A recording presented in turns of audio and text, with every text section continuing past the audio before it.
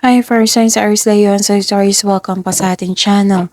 At ito ay inyong daily Gabay Tarot Love Reading for July 27, 2024. This is all about love. Para po ito sa lahat ng single, kay crush, sa may relasyon, buhay, mag-asawa, friends, and family connection. Please be reminded kung naka-resonate kayo, comment down. Kung hindi kayo naka-resonate, ibigay niyo po sa ipakasal channel reading po ito. Please like, subscribe, and click the button for notification para updated po kayo sa daily tarot love reading natin. So, yun.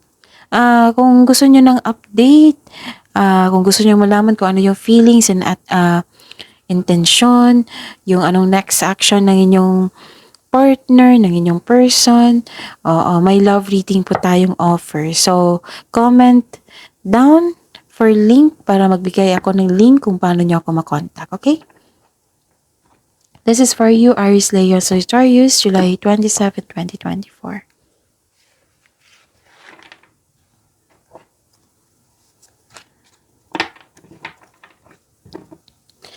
Spirits Guide, ano po yung gustong sabihin ng person ni Aries Leo Sagittarius ngayon July 27, 2024? I need 2 cards po.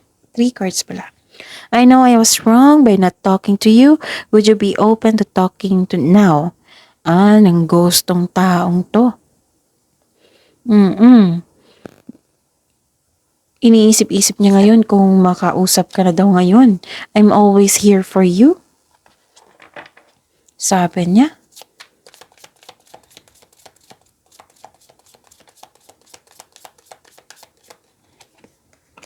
I'm secretly obsessed with you. Wow.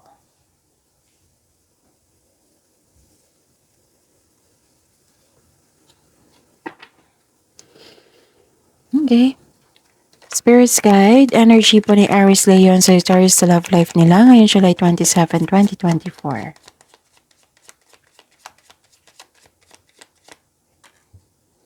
And the clarification of this card po, may nakuha ko. Okay. Challenges na ma-overcome ni Aries Leo and Sagittarius ngayon July 27, 2024 sa love life nila. Gusto niyang lumabas eh. And the clarification of this card po.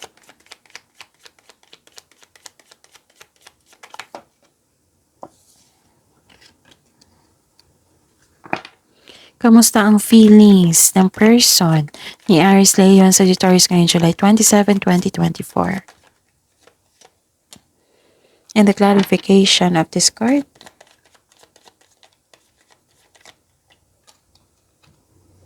Okay. Aries, Leo, and Sagittarius, what's your energy?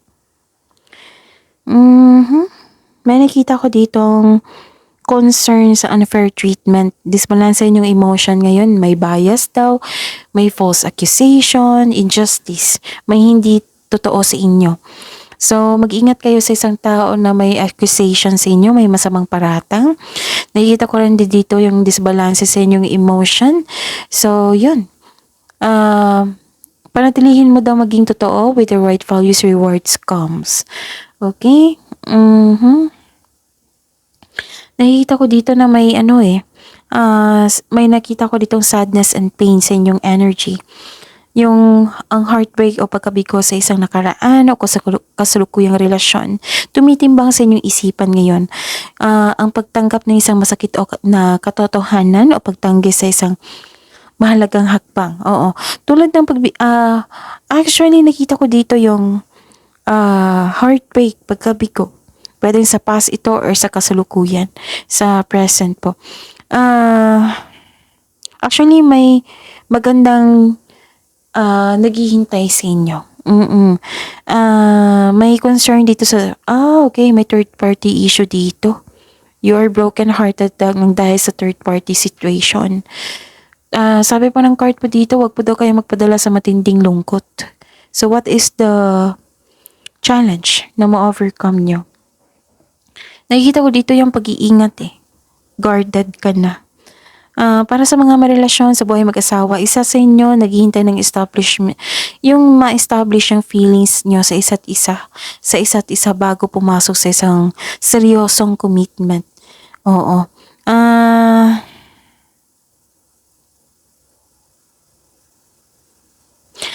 Okay. ano kayong dalawa, nagbibigay ng sobrang focus sa career and money. Kasi gusto nyo ng sense of stability. Oo. Kasi kung magkakaroon kayo both ng sense of stability, mas lalago ang inyong relasyon, ang inyong connection. Okay? Nakita ko dito na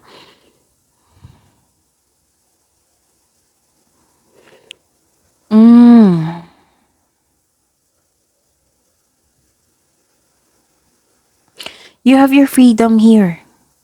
Pinapalaya mo yung emotions mo from pain, from grief. So, nagkaroon ng movement dito. You're fighting for what is right. Nagkaroon ng freedom. Okay? So, kamusta ang feelings ng person mo, Aries, Leo, Sagittarius?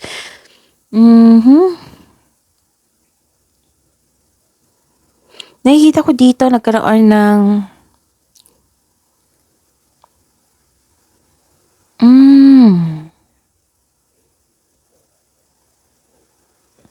magtiwala po daw kayo. Nagtitiwala siya na magbuo kayo ng lasting relationship, lasting connection.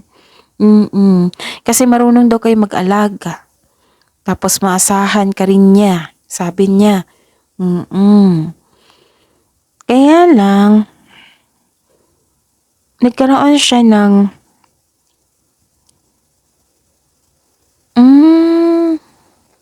it might be kasi feelings niya ito may disappointment po siyang nararamdaman. Okay, it might be iniisip-isip kanya na may high hopes at expectation kayo sa kanya na hindi niya nabigay.